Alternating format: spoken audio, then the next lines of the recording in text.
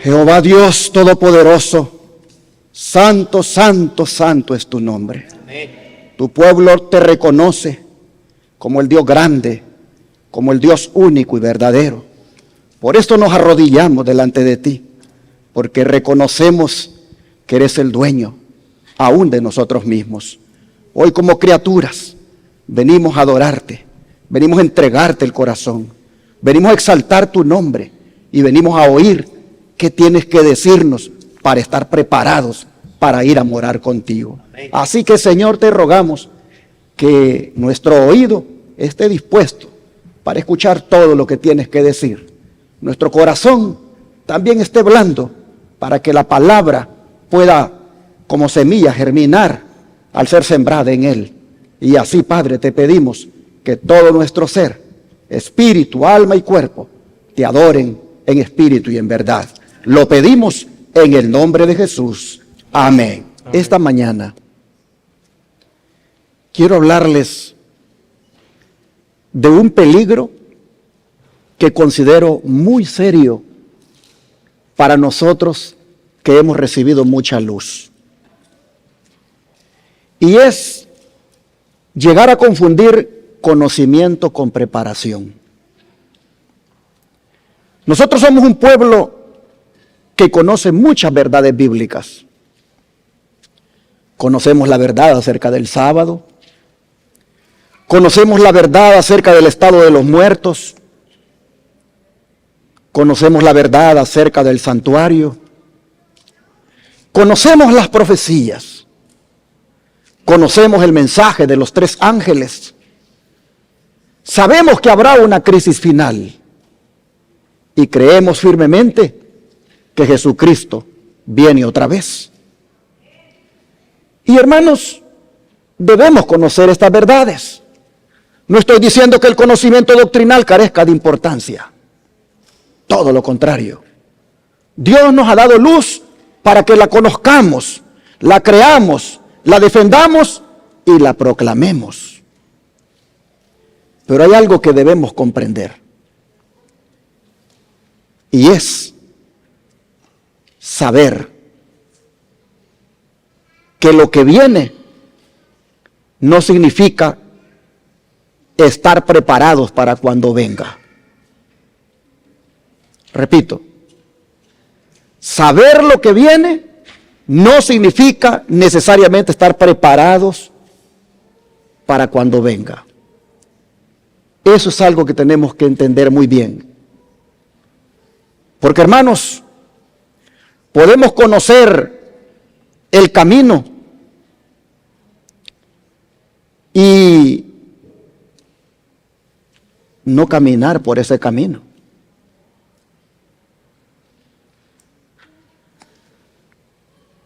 Podemos saber dónde está la puerta estrecha y, sin embargo, nunca entrar en ella.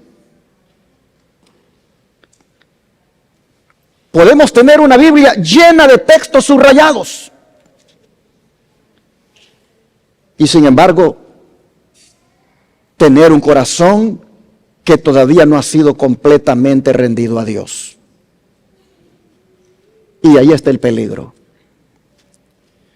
Que después de tantos años escuchando la verdad, estudiando la verdad, predicando la verdad y defendiendo la verdad, terminemos creyendo que con nuestra familiaridad con ella es evidencia suficiente de que estamos preparados espiritualmente.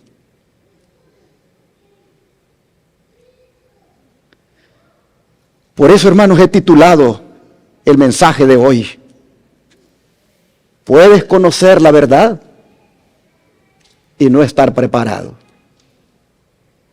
¿Por qué lo digo? Porque hay una palabrita con un significado profundo que algunas veces no le damos importancia en nuestra vida. Y esa palabrita es la que está en Hebreos 12:14. Vamos a abrir la Biblia y leer ese versículo. Hebreos 12:14.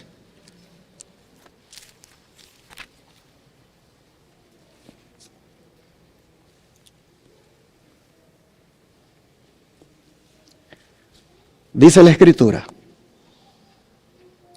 seguid la paz con ¿cuántos?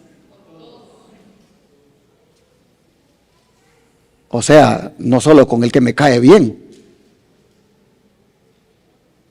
no solo con el que más me llevo, con el que más converso.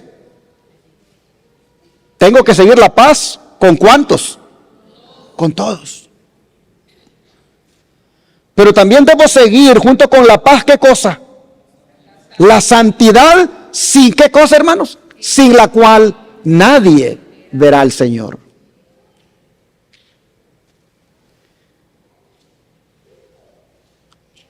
Este texto debería detenernos esta mañana, porque nosotros hablamos mucho de ver venir al Señor. Cantamos acerca de ese día, predicamos acerca de ese día, esperamos ese día. Pero aquí dice el libro de Hebreos que debe ocurrir algo antes de ese día.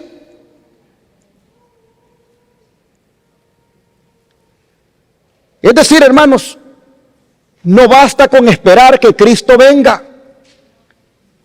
Hay que estar preparados para recibirlo. Por eso esta mañana yo no quiero preguntar cuánto sabemos acerca de la venida de Jesús, porque hasta adventistas nos llamamos. Por lo mucho que sabemos de ese acontecimiento tan maravilloso. Más que preguntarles cuánto sabemos acerca de la venida de Cristo, yo quiero hacerles una pregunta más personal. ¿Estamos viviendo preparados para verlo?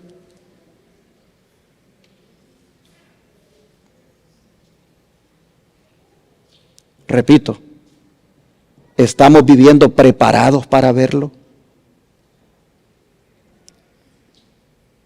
Y por eso quiero que consideremos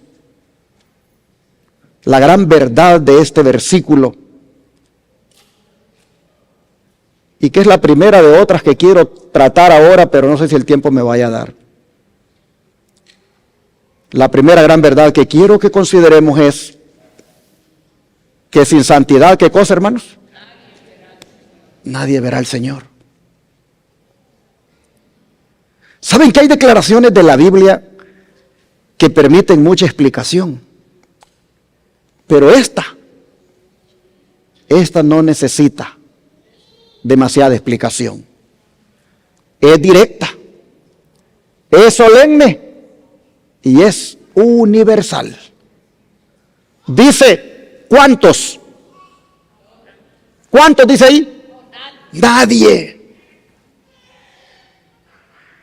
Sin santidad, ¿cuántos verán al Señor? Nadie. No importa cuánto tiempo lleve en la iglesia. No importa qué responsabilidad ocupe en la iglesia.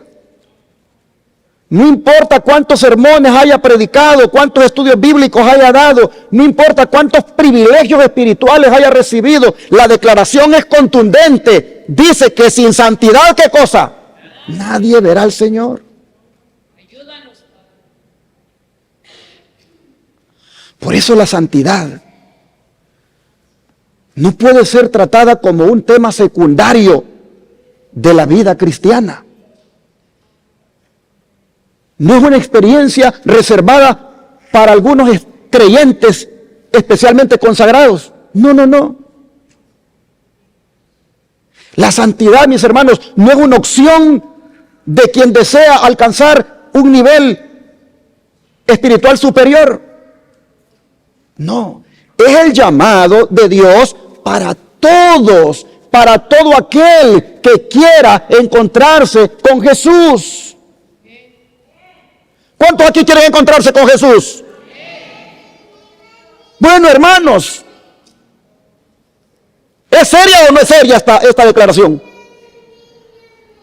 Todos queremos encontrarnos con Jesús.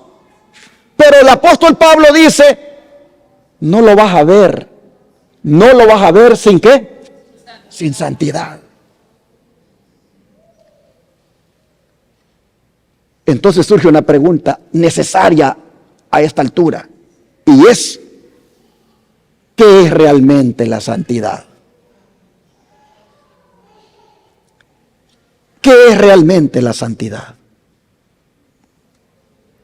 Porque cuando hablamos de santidad, algunos se imaginan una experiencia extraordinaria, algo emocional, algo donde quedan en éxtasis, donde hasta miran una visión, algo donde sintieron algo especial. Pero santidad no es eso. Cuando usted va al idioma original, esa palabra santidad significa pertenencia, separación y consagración. De manera que cuando Pablo dice, sin santidad nadie verá al Señor, lo que él está diciendo es, sin consagración nadie verá al Señor. Sin pertenecer a Dios, nadie verá al Señor. Sin separarse del mundo para dedicarse al Señor, nadie lo va a ver. Es bien profundo el significado de la palabra santidad. Pero la hermana White presenta la santidad de una manera mucho más concreta. Escuchen cuidadosamente esta definición. La santidad, dice, no es ¿qué cosa? Arrobamiento. Es una entrega completa de ¿qué cosa? De la voluntad a Dios. Es vivir de toda palabra que sale de la boca de ¿quién? De Dios. Es hacer la voluntad de nuestro Padre Celestial. Es confiar en Dios en las pruebas y en la oscuridad, tanto como en la luz. Es caminar por fe y no por vista. Confiar en Dios sin vacilación y descansar en su amor. ¡Wow! Noten dónde la mensajera del Señor coloca la santidad. No la coloca en una emoción, sino en la voluntad. No la coloca en lo que uno siente, sino en a quién estamos entregados. La santidad, dice, no es ¿qué cosa? Dice arriba, arrobamiento. Es decir, no debemos confundir santidad con momentos de intensa emoción religiosa. Podemos llorar en un sermón, sentirnos profundamente conmovidos, disfrutar una vigilia, emocionarnos durante un canto. Podemos hacer todo eso y conservar todavía áreas de nuestra voluntad que no hemos entregado a Dios. Y sin embargo nosotros le estamos llamando santidad a todo eso. Por eso la frase central de la cita es que la santidad es una entrega casi completa, a medias.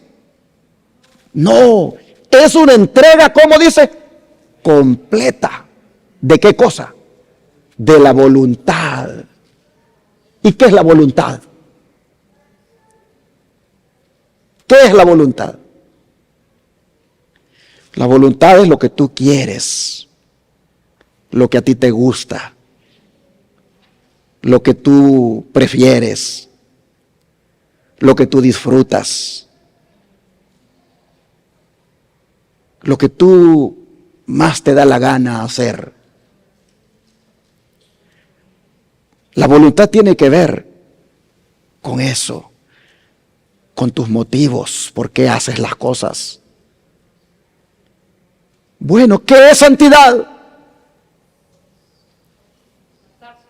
No es que llores por un sermón que te toque el corazón. No es porque te gozaste en una vigilia.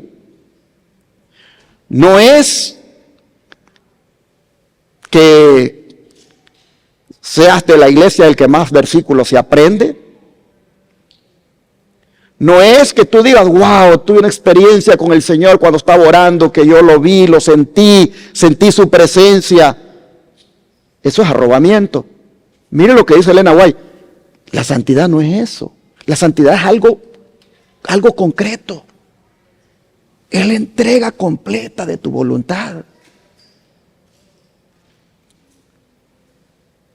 Ahí está, hermanos. Ahí está la esencia de la santidad. Es llegar al punto donde dejo de preguntarle a Dios solamente, Señor, ¿qué quieres darme? Y comienzo a preguntarle, Señor, ¿qué quieres de mí? Santidad, hermanos, es cuando Dios puede tocar mis planes. Cuando Dios puede tocar mis hábitos, cuando Dios puede tocar mis relaciones, mis pensamientos, mis gustos, mis decisiones, y yo ya no le digo, hasta aquí puedes entrar, pero hasta aquí no quiero que lo toques. Eso es santidad. Porque, hermanos, imaginémonos la santidad como una casa de 5 cuartos. Y tú le dices a Dios, yo dejo que entres a mi casa. Que te sientes en la sala. Que te sientes en el comedor a comer con mi familia. Inclusive que estés ahí en la cocina mientras preparo los alimentos. Pero a mi cuarto, ahí no quiero que entres. Así algunos entienden la santidad.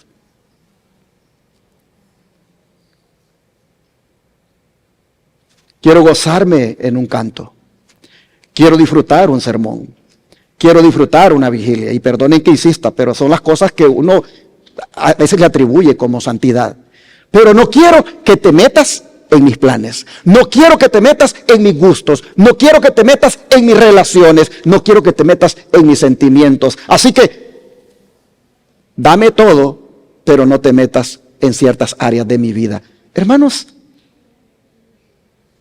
la cita viene para decirnos, si no le entregas completamente la voluntad a Dios, no hay santidad. Hermanos, si mi voluntad todavía tiene habitaciones donde Cristo no puede entrar, entonces mi entrega no es completa.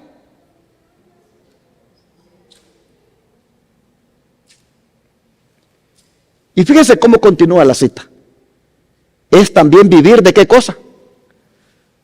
De toda palabra que sale de la boca de Dios.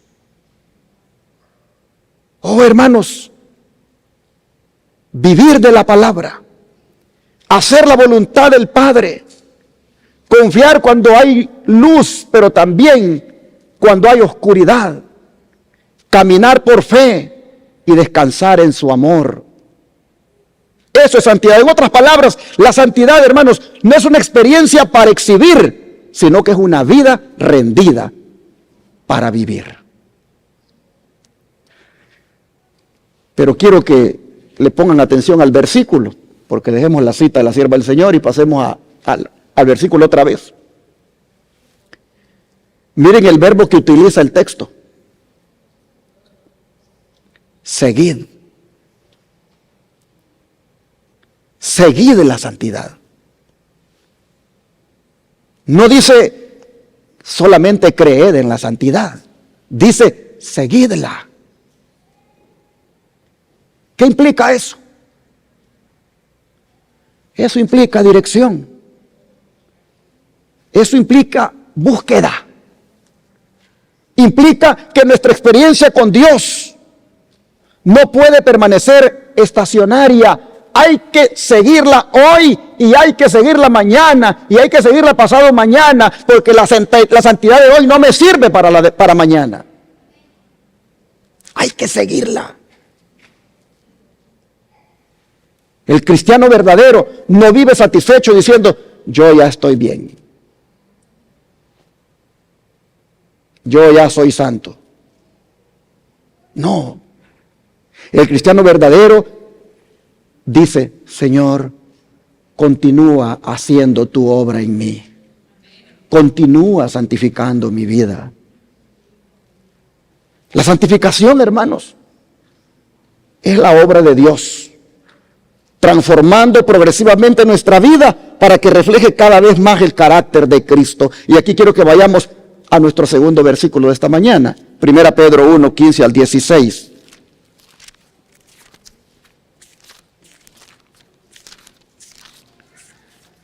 Primera Pedro 1, 15 al 16.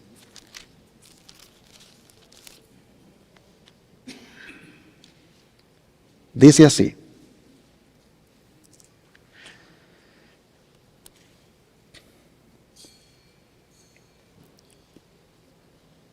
sino que como aquel que os llamó es santo, sed también vosotros santos. ¿En qué? En toda vuestra manera de vivir. Porque escrito está, sed santos, porque yo soy santo. Pregunto, ¿cuántos aquí pertenecen a Dios? Levanten la mano los que creen que pertenecen al Señor. Bueno, mire lo que dice el Señor ahora. Que los que le pertenecen a Él son santos como Él. ¡Wow! Hermanos, mire dónde coloca el apóstol Pedro el fundamento de la santidad. No dice, sean santos porque la iglesia espera que sean santos. Tampoco dice, sean santos porque el pastor se los exige. Ni siquiera dice, sean santos porque así se van a distinguir de los demás. No, dice, sed santos, ¿por qué, hermanos? Porque yo soy santo. Ahí está la razón. La santidad cristiana, hermanos, nace del carácter de Dios. Dios es santo. Y los que le pertenecen son llamados a reflejar un carácter santo. Amén, hermanos. Por eso la santidad no consiste simplemente en adoptar determinadas normas religiosas. Es mucho más profunda. Es permitir que Dios restaure su imagen en nosotros. El pecado hizo precisamente lo contrario. El pecado deformó en nosotros, los seres humanos, la imagen del Creador. El pecado introdujo egoísmo donde había amor. Dios hizo a Adán y Eva para amar, llenos de amor. Pero el pecado introdujo egoísmo donde había amor. Introdujo orgullo donde había humildad. Dios hizo a Adán y Eva humildes. El pecado introdujo impureza donde había pureza. El pecado introdujo rebelión donde había obediencia. Dios hizo a Adán y Eva para ser obedientes.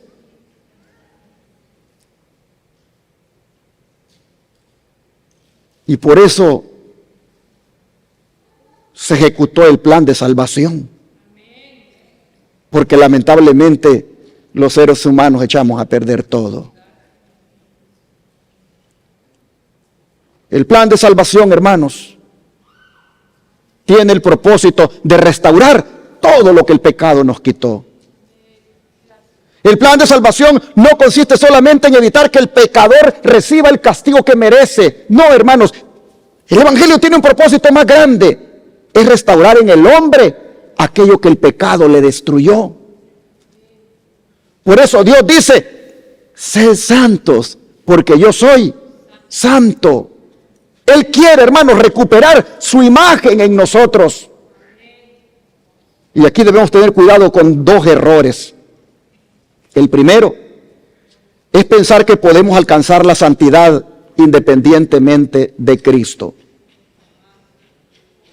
No podemos alcanzar la santidad independiente de Cristo. Pues Cristo dijo claramente, separados de mí, ¿qué cosa? Nada podéis hacer.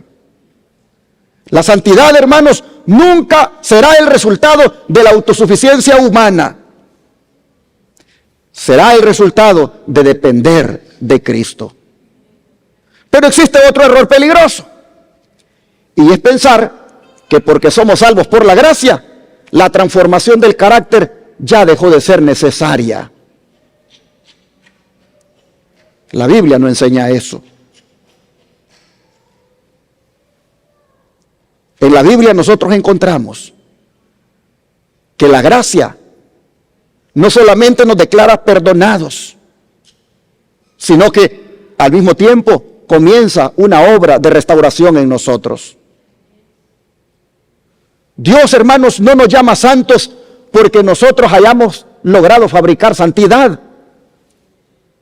Nos llama a permanecer bajo esa obra transformadora de la gracia que produce santidad.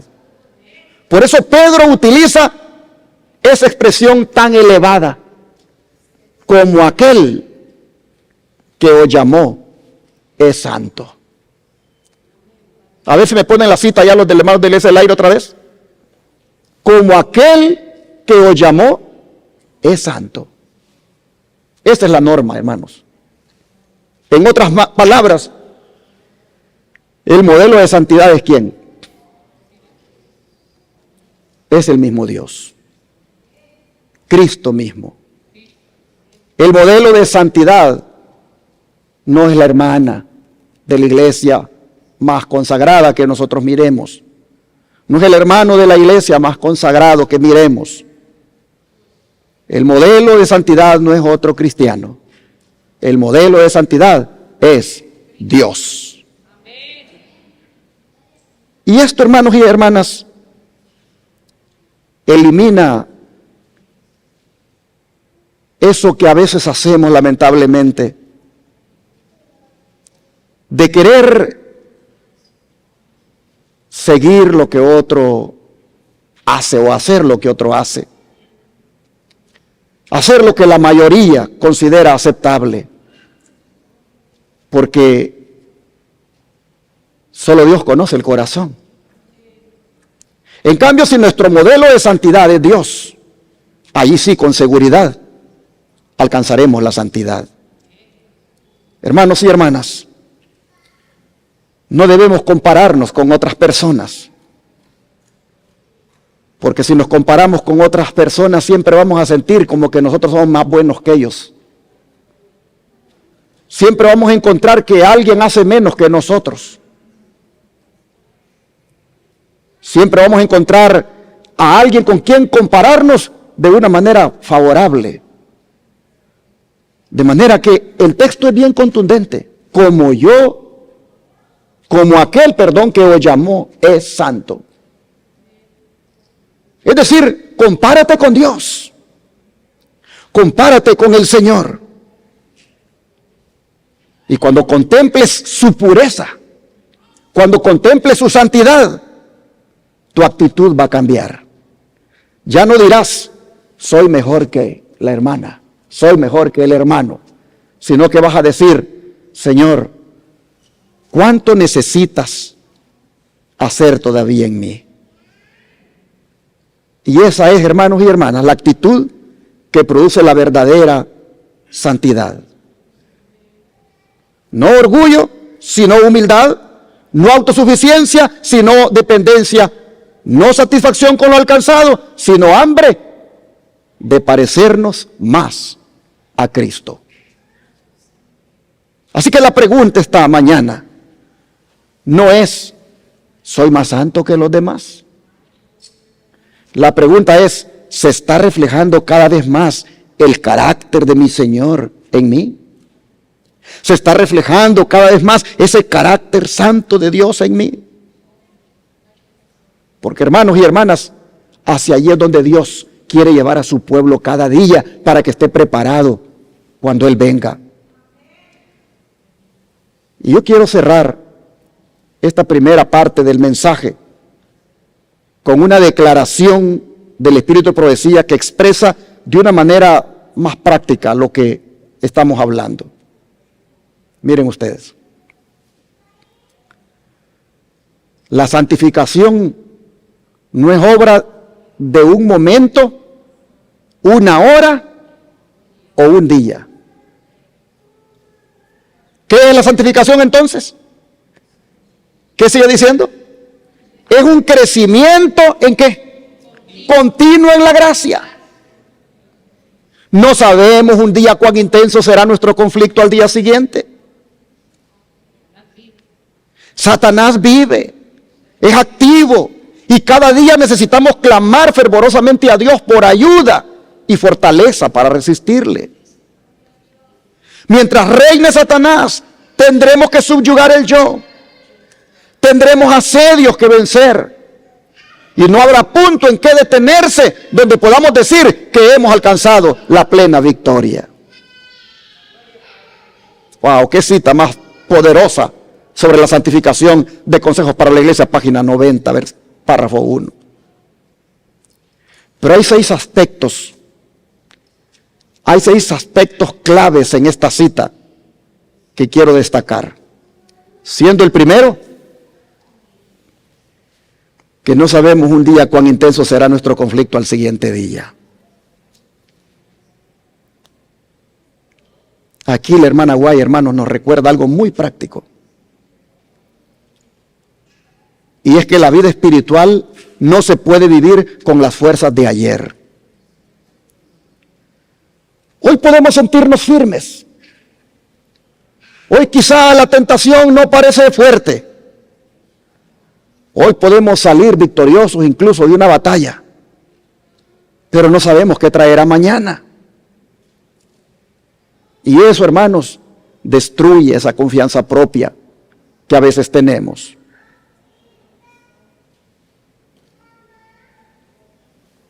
El cristiano que ayer venció puede caer hoy si comienza a pensar que ya es suficientemente fuerte. Por eso la santificación es una obra de todos los días. Es decir, es una dependencia diaria de Dios. La victoria de ayer no garantiza la victoria de hoy. Cada nuevo día trae nuevas batallas y cada nueva batalla exige dependencia de Cristo. Pero la segunda declaración, el segundo aspecto de la cita, no deja de ser relevante. Cuando dice, cada día necesitamos clamar fervorosamente a Dios. ¿Por qué cosa? Por ayuda y fortaleza. Cada día. Mire la expresión, cada día. Es decir, la santificación no ocurre en los grandes momentos espirituales, como ya dije, en un retiro, en una vigilia, en una santa cena, en un sermón que nos conmueve profundamente. No, hermanos, la santificación se construye diariamente. La santificación no es un evento. La santificación es un estilo de vida del cristiano. Y se construye en una relación diaria con Jesús. Me llama la atención la palabra que dice ahí. Cada día necesitamos, ¿qué cosa? Clamar. No dice simplemente, cada día necesitamos reconocer que necesitamos ayuda. No, no, no. Esa palabra clamar describe a una persona que comprende que no puede vencer por ella misma. Y aquí aparece una hermosa diríamos paradoja de la vida cristiana. Porque mientras más crecemos en santidad, menos confiamos en nosotros. Entre más crecemos en santidad, menos confiamos en nosotros mismos y más sentimos necesidad de Cristo. El crecimiento espiritual verdadero, mis hermanos, no hace que una persona diga, ya lo logré, ya soy santo. No, al contrario, la persona dice, Señor, no puedo sin ti, sígueme santificando. Pero mire la tercera, dice que mientras reine Satanás, ¿qué cosa tenemos que hacer? Subyugar el yo. Y yo creo que esta es una de las frases más contundentes de la cita. Porque podríamos pensar que nuestro problema mayor siempre está afuera. Podríamos pensar que el problema mayor está en Satanás, en el mundo, en las influencias, en las tentaciones. Pero la sierva del Señor dice que el problema está en una batalla que hay que ganar. ¿Y es qué cosa? Subyugar el yo. Hay un enemigo externo, sí. Pero también hay una naturaleza interior en nosotros que se quiere salir con la suya todos los días. Y ese es el yo. De manera que hay que subyugarlo cada día. Hermanos, habrá momentos en los cuales tendremos que escoger entre lo que Dios quiere y lo que nosotros queremos. Y entonces aquí la santificación deja de ser solamente una doctrina y entra en esas decisiones concretas que tenemos que hacer en nuestra vida. No siempre, hermanos, se trata de vencer una tentación espectacular. A veces subyugar el yo significa callar cuando dan ganas de responder. Cuando esa esposa te está diciendo algunas cosas y que te dan ganas de responder, ahí está la batalla, subyugar el yo. Cuando ese esposo te está diciendo cosas que te dan ganas de responder, hermana, ahí surge la batalla, subyugar el yo. Cuando ese hermano o esa hermana, por alguna razón en un momento dado nos dice cosas que nos molestan y sentimos ganas de responder, ahí está la batalla. Hermanos y hermanas, decidir perdonar cuando lo que yo más quiero es guardar resentimiento, ahí está la batalla. Decidir obedecer cuando nuestra inclinación quiere hacer otra cosa, o aceptar la voluntad de Dios cuando contradice la nuestra, ahí está, hermanos, la batalla. Mientras reine Satanás, tendremos que subyugar el yo. Pero miren el cuarto aspecto de la cita. Tendremos, dice, ¿qué cosa? Asedios que vencer. Me gusta mucho la palabra asedios. Porque esa palabra asedios lo que comunica es que hay que perseverar. Porque, hermanos, ¿qué es un asedio? ¿Es un ataque de unos segundos? No, un asedio, hermanos, es una presión que se te prolonga en el trabajo, es una presión que se te prolonga, no sé, en las relaciones con alguien, es algo que allí siempre aparece. Y las tentaciones son así. Hay tentaciones que desaparecen rápidamente, pero hay otras. ¡Wow! Te tentó ayer, te tienta ahora, te tienta mañana. Es una de... Todavía llega a las horas del santo sábado, el viernes, cuando se oculta el sol, y todavía te sigue tentando. Estás en el santo sábado y te sigue tentando ese teléfono por querer estar viendo cosas que ya deberías de haber parado de verlas. Tuviste 6 días para ver todo lo que querías. Pero todavía en el santo sábado está la tentación de querer seguir viendo. No te puedes desconectar. Por lo menos en eso fue ejemplar aquel joven que mataron aquí en Estados Unidos, Charlie Kirk. Que él decía, yo el teléfono decía, me desconecto de él. Desde la puesta del sol del viernes a la puesta del sol del sábado. Y no era adventista el 7º día. Él decía eso porque se identificaba con el sábado de los judíos, que es el sábado bíblico. Pero era un ejemplo en ese aspecto. Pero nosotros los adventistas del 7º día, todavía el viernes en la noche, bueno, ya a las horas del sábado, estamos ahí checando Facebook, checando Instagram, mirando cosas que no debemos. El sábado, si es que solamente a la hora del culto el teléfono está descansando, pero una vez ya después de comer, ahí volvemos. Y yo no digo que no vas a ver un mensaje de texto que te mandaron. Estoy hablando de entertainment, estoy hablando de mirar redes. En sábado no debemos ver redes. Esas son tentaciones que te asedian, hermano, hermana. Y ya no digamos aquellas que aparece una pornografía. Wow, me apareció hoy y me tentó. Y la vi. Oh. Pero mañana me vuelve a aparecer y la volví a ver. Pues la cita dice, tendremos asedios que vencer. Tendremos ataques del enemigo que no se van a hacer por segundos, sino que van a ser ataques constantes. Hermanos, hay áreas de nuestra vida donde el enemigo vuelve, insiste, presiona y él espera encontrar una puerta abierta que nosotros le digamos, pasa adelante.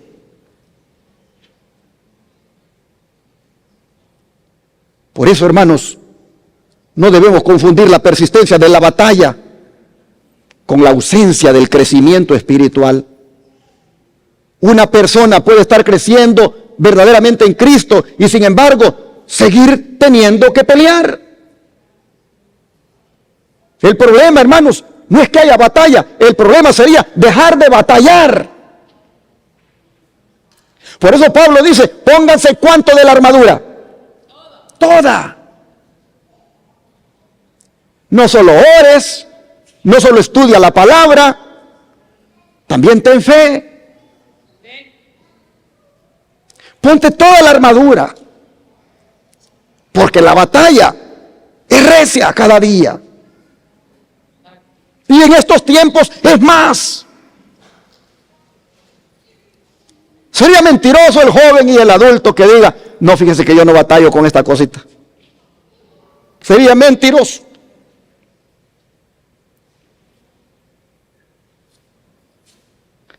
Estos aparatos le oyen a uno lo que habla. Y a veces, ¿qué cosas? Hablé tal cosa y de repente ya me están apareciendo cosas de las que hablé allí.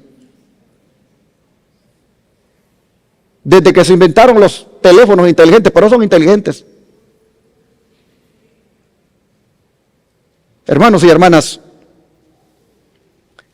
miren el quinto aspecto de la cita. No habrá punto en que detenerse. La santificación, hermanos, no es una estación donde tú dices, aquí me bajo porque ya llegué. No, la santificación es algo que tú no te puedes detener en ella. Mientras haya vida cristiana, tú tienes que crecer en santidad. Yo tengo que crecer en santidad, porque siempre habrá algo más de Cristo que reflejar, algo más del carácter de Cristo que desarrollar, algo más profundo que entregarle a Dios. Y nunca habrá un lugar donde uno diga, ya llegué.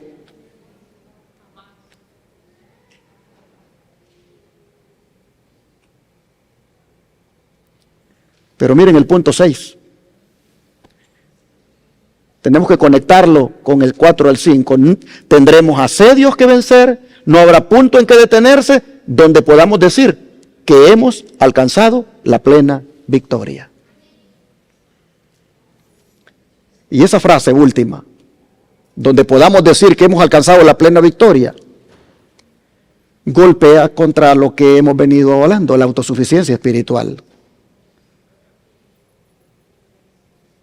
Uno de los momentos más peligrosos para nosotros no es solamente cuando reconocemos que somos débiles, sino cuando pensamos que ya logramos la victoria sobre esa debilidad. El día que nosotros pensemos eso, hermanos, ahí se destruye nuestra dependencia. Cuando pensamos que ya lo logramos, entonces comenzamos a mirar más fácilmente las faltas de los otros que las necesidades de nuestro carácter.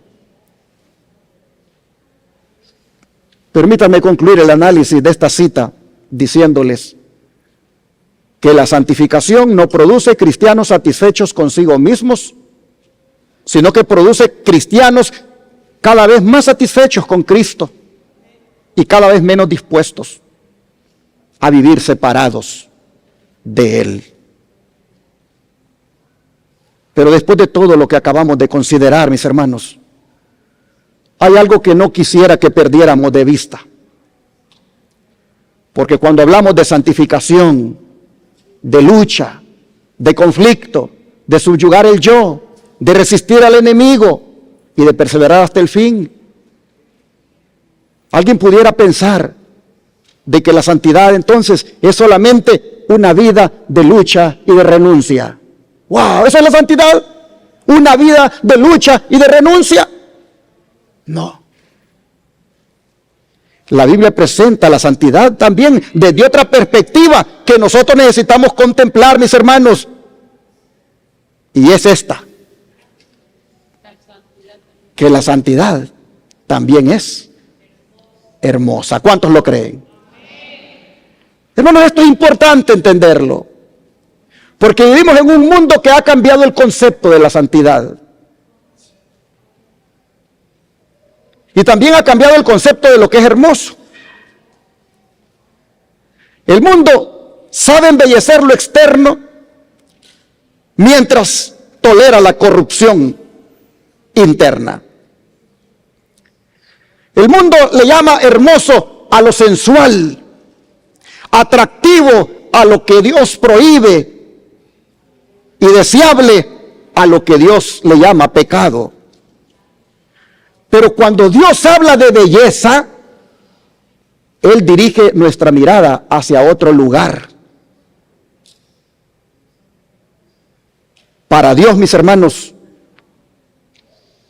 hay belleza en una vida limpia.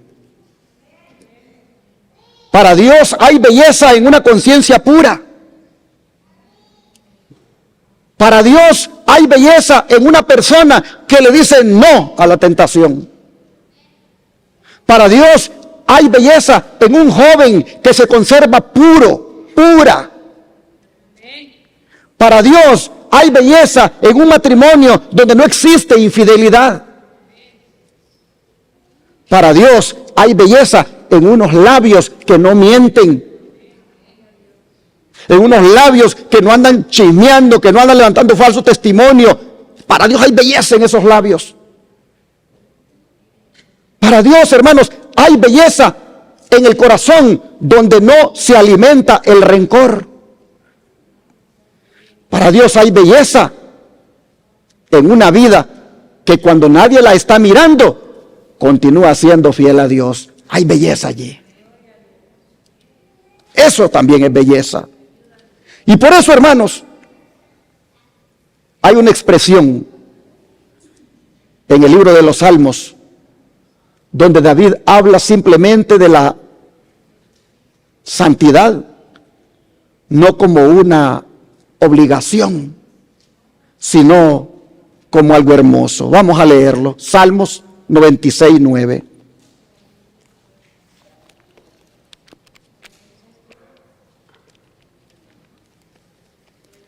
Salmo 96:9.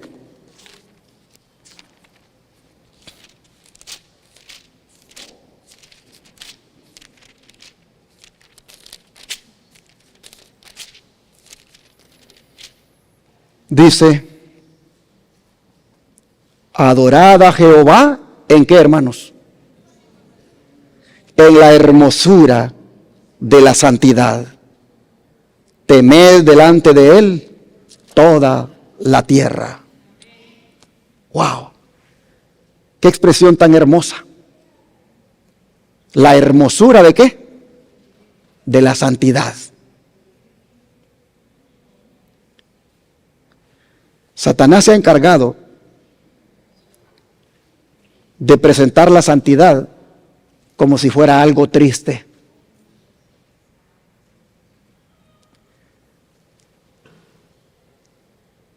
Satanás se ha encargado de presentar la santidad como que si eso significara algo que tengo que perder. Satanás se ha encargado de presentar la santidad como que si acercarnos más a Dios significa que nuestra vida se va a volver más estrecha, más pesada, menos feliz, más aburrida.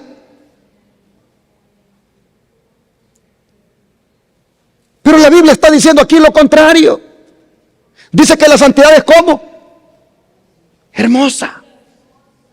Hay hermosura en la santidad. La santidad no es nada de aburrido. La santidad es algo hermoso, es algo que causa gozo, es algo que causa alegría, es algo que uno anda contento. La santidad es algo, hermanos, mucho más bello que cualquier otra cosa.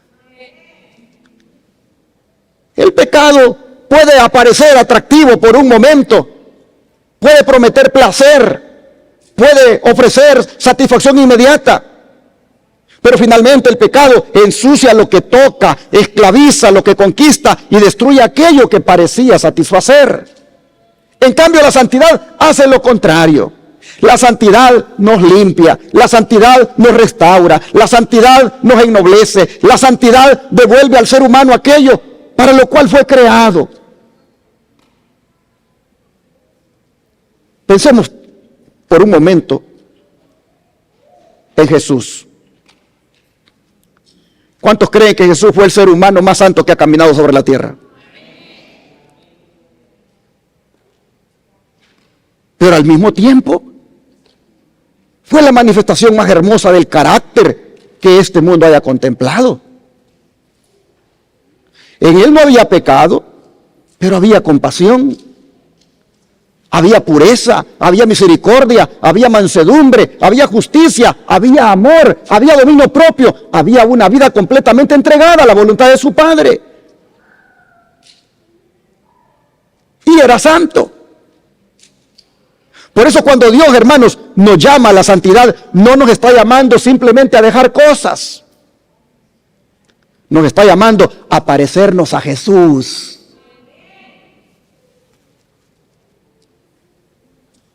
El propósito final de la santificación no es solamente que las personas tengan una lista de cosas que ya no hacen, sino que los hombres y las mujeres cristianos o cristianas puedan reflejar el carácter del Señor en sus relaciones con los demás.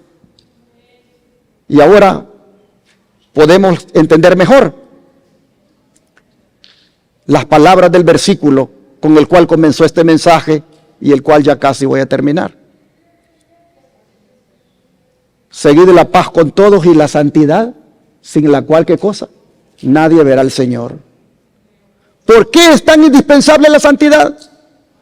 Porque Dios está preparando un pueblo para vivir eternamente en su presencia. Un pueblo cuyo mayor deseo no sea simplemente escapar de este mundo, sino estar preparado para vivir con Cristo por toda la eternidad. Un pueblo en quien la gracia haya estado haciendo una obra real. Un pueblo que esté permitiendo que Dios restaure lo que el pecado destruyó.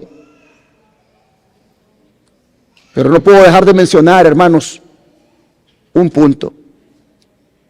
Y es que si la santidad es la restauración de la belleza del carácter de Dios en nosotros, si la santidad significa parecernos cada vez más a Cristo, Si la santidad es algo tan hermoso, entonces tenemos que preguntarnos, ¿qué es lo que destruye esa santidad hermosa? ¿Qué es lo que destruye esa hermosura? Y la respuesta es el pecado. El pecado. Y aquí, hermanos, no puedo dejar de leer para ustedes ese versículo que nos habla de separarnos del pecado. Segunda de Corintios 7, versículo 1.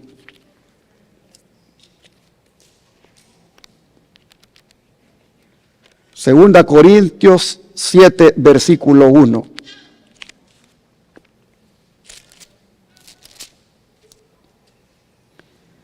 Así que, amados, puesto que tenemos tales cosas, limpiémonos de toda contaminación de carne y de espíritu, perfeccionando la santidad en el temor de Dios.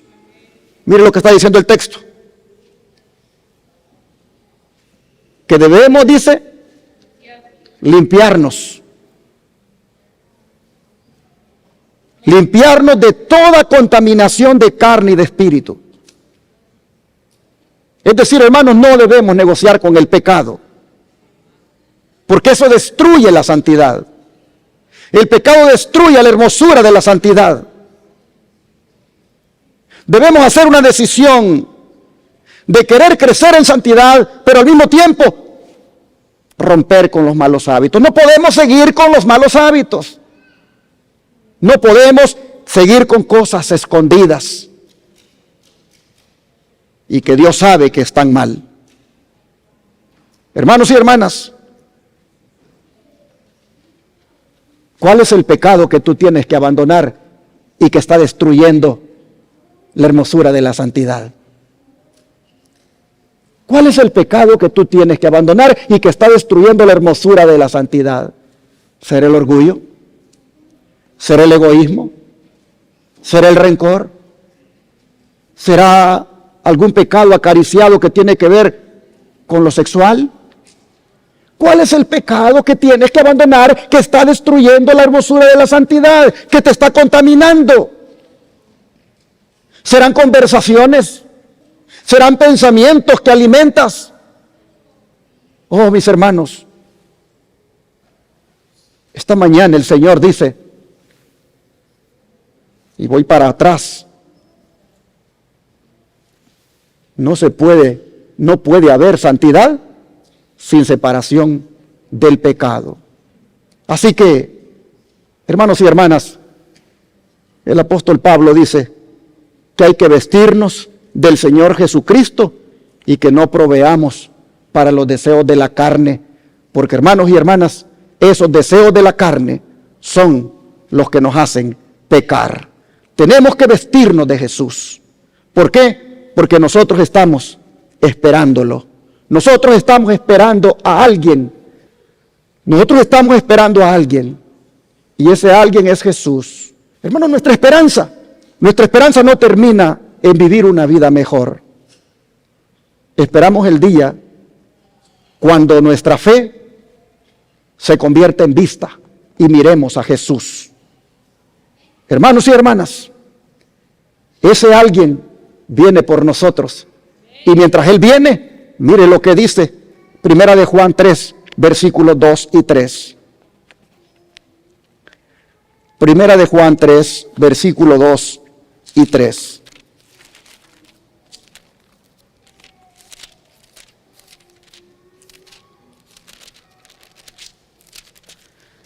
Dice así: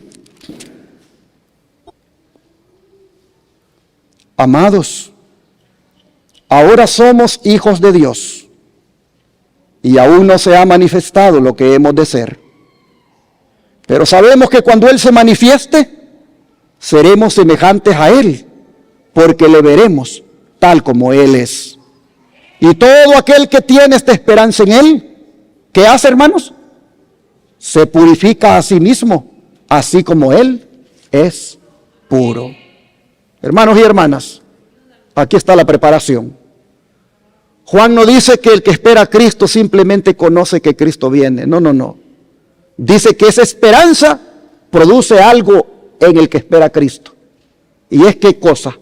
Que se purifica a sí mismo. Hermanos, cuando nosotros de verdad queramos ver a Jesús, entonces comenzaremos a purificarnos. No en nuestros propios esfuerzos o medios, sino en la sangre de Cristo. Hermanos y hermanas, después de todo lo que hemos visto esta mañana, yo quiero dejar una pregunta en su corazón, y es esta: ¿estamos preparados para verlo? Mi hermano, hermana, si el Espíritu Santo le ha mostrado algo esta mañana, algo que usted necesita entregar, no lo postergue. Venga a Cristo y entrégueselo. Dígale al Señor: yo quiero verte cuando vengas. Así que purifica mi vida y prepárame para poder encontrarme contigo. Hermano, hermana, que está aquí presente y de la Iglesia del Aire, Dios nos ha dicho a todos esta mañana: sigan la santidad, busquen la santidad, porque sin santidad nadie podrá ver al Señor. Disfruten de la santidad porque es hermosa, pero no le destruyan su hermosura perseverando en el pecado. Y si han pecado, abogado tienen para con el Padre, a Jesucristo el justo. Purifíquense en su sangre, purifiquen su vida en Él, y así estarán preparados para verlo venir en aquella mañana gloriosa.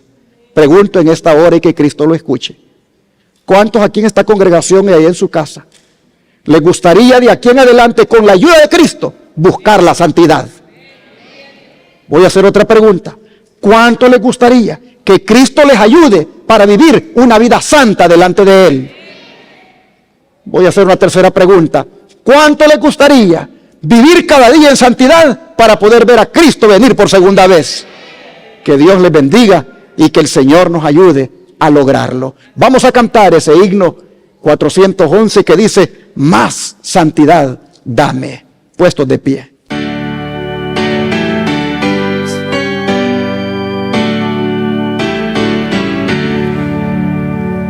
Más santidad dame, más odio al mal, más calma en las penas, más sangre real, más fe en el Maestro, más consagración, más en servirle, más en la oración,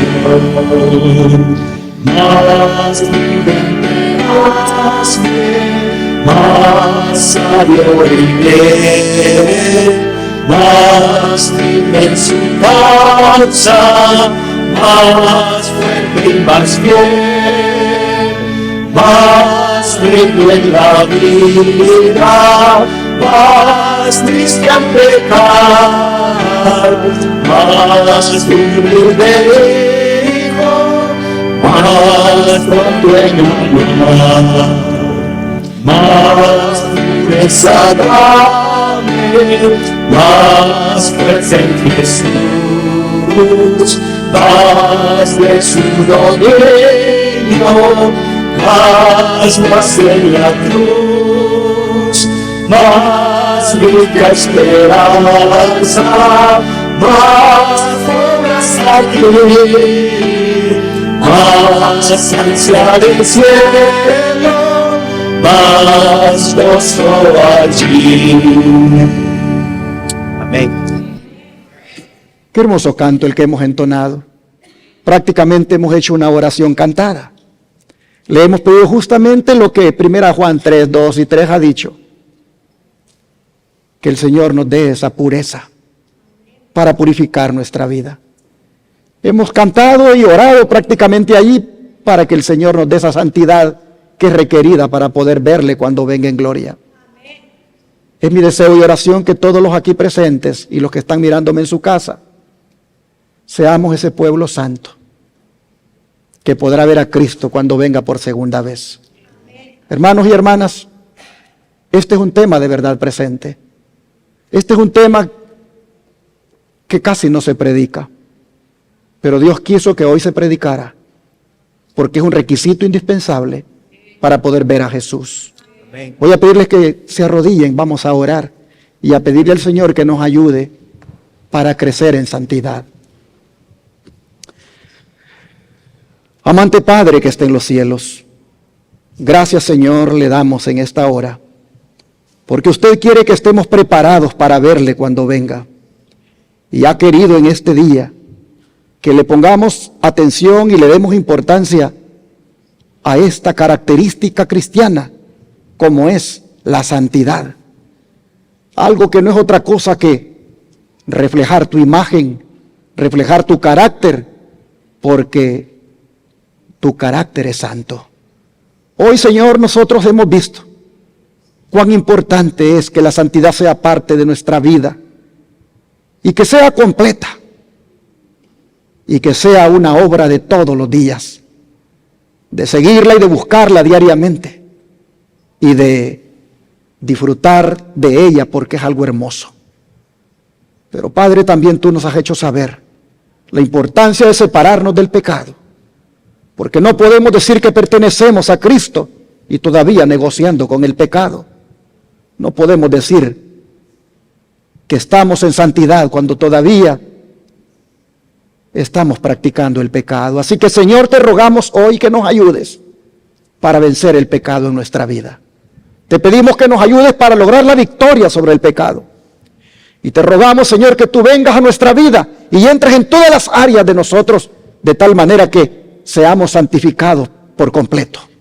Ayúdanos, Señor, para que en aquella mañana gloriosa, todos los que hemos oído este mensaje, hayamos vivido una vida santificada, una vida consagrada, una vida entregada al Señor, para que entonces podamos levantar los brazos y decir, este es nuestro Dios, lo hemos esperado y Él nos salvará. Le rogamos esto en el nombre de Jesús. Amén.